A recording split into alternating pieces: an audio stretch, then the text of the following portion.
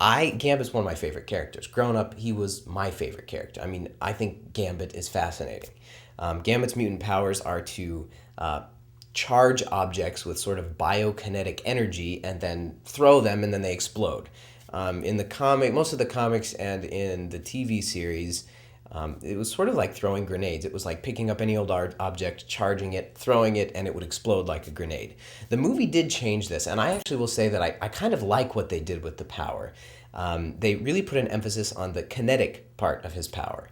He can charge something, and then he throws it, and when it hits the object that he has thrown it at, then the kinetic energy is transferred and that object is just sent flying, which is kind of cool and I think a little bit more interesting and a little less predictable than sort of grenade like explosive that he throws. So I really do like that power better. However, before I was talking about how the X-Men movie that Bryan Singer directed did a good job specifying and personalizing the mutant powers for the different mutants. By getting rid of the blasts and by highlighting their individual attributes. The the opposite is sort of true for X-Men Origins Wolverine in that it seems like everybody was a little bit of a wizard. You know what I mean? Everybody had strength, kind of super strength. Everybody had this agility. They had Gambit and a lot of these other characters running up walls and flipping over things and jumping around all over the place, almost to say that all mutants have, you know, whatever their mutant power is, and this agility and kind of these just general mutant magic powers, which I think is not as interesting as what the original X-Men movie that Bryan Singer directed and X-Men 2, and that is to, you know, personalize the mutants and give them a little bit more individuality. So I think one of those elements as we move back towards Gambit is where all of a sudden he can pick, you know, Gambit can't move things with his mind or with any magic powers. He charges things and he throws them.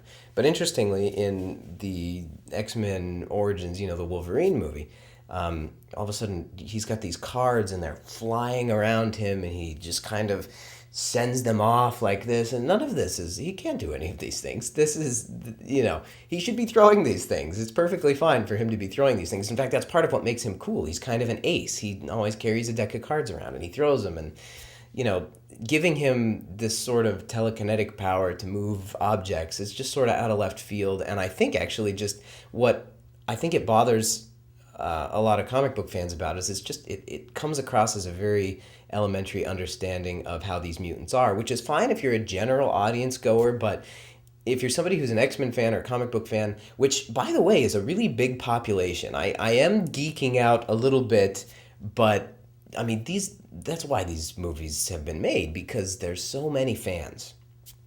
So I think that you do have to be a little bit more careful with those types of things. One of the other mutant powers that Gambit has is Charm, which I think is a really interesting mutant power. He just has the ability to make people like him, kind of mutant power mojo, if you will.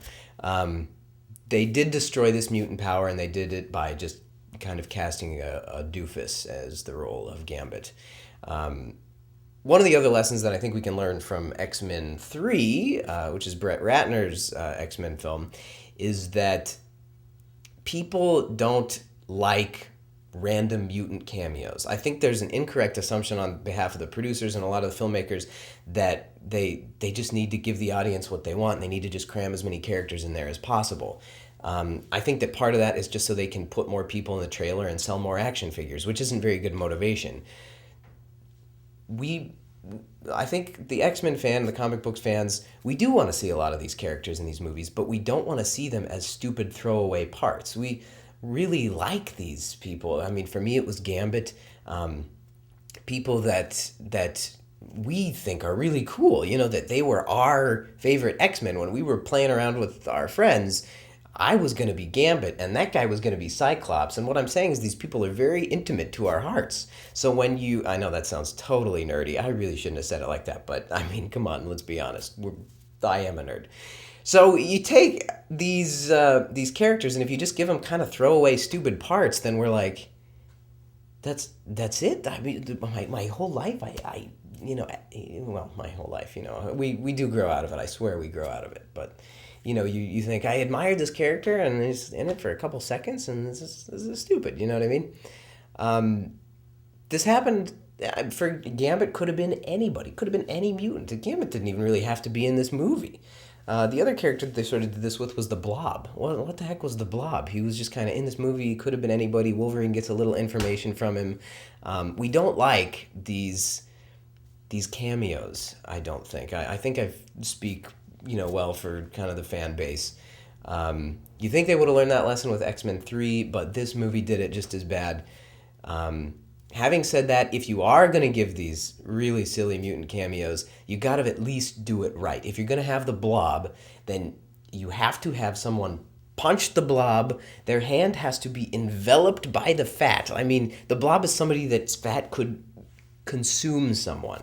If it's just a fat guy walking around that people are punching, then you don't have the Blob in your movie. You just have some fat guy. You know what I mean? If you're going to have the Blob in the movie, somebody needs to punch or something into the stomach, and then the Blob's supposed to say, nobody can move the Blob, and then he wiggles around and throws the person just with his stomach. And it's, I wouldn't have even advocated that, because still, I don't like these cheap mutant cameos. But if you're going to do it, man, you got to at least do it correctly. There's plenty of other characters that the movie kind of changed or manipulated, and you can argue whether it's for better or worse, but the last I'll kind of talk about is Deadpool, just because he is so central to the plot. He's the Frankenstein of the movie. He's the creation from the weapons department, and he can't do half of those things. I mean, he can't shoot lasers out of his eyes. He can't do a lot of these things. And it seems that what they really needed was kind of a finale, and they just kind of kept adding things on to Deadpool so that they'd have a more interesting finale. This is a pretty good segue into the plot of the movie. I think a lot of choices were made because they were thinking too much about the outcome and not enough about the movie and how to get there. Deadpool is one example. I mean, it was like, well, they need a big, cool guy to fight in the end, and Deadpool's pretty close, so let's just add a few more powers and stuff like that onto him so that we can have this, apocalyptic fight in the end. And I just think that Deadpool has a lot of fans too, and I think that they're probably really discouraged right now. The plot, it's complicated because since this is a prequel, they had the Bryan Singer movies, they knew where those movies started, so they knew where this movie had to end. A lot of the movie was spent just getting there and not necessarily in an organic way, just existing as a movie in itself. One of the examples is, I'll go with the memory